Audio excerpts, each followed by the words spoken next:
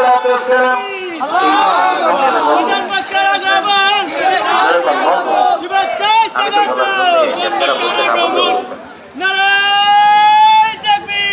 সুলাইমান আলাইহিস সালাতু ওয়াসসালাম আল্লাহ তাআলা তাকে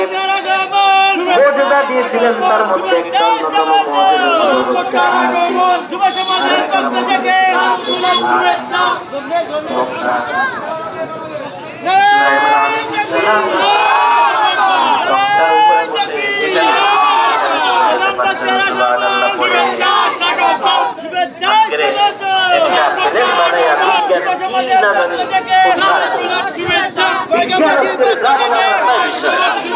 বিজ্ঞান বলছে আজকে পৃথিবীটা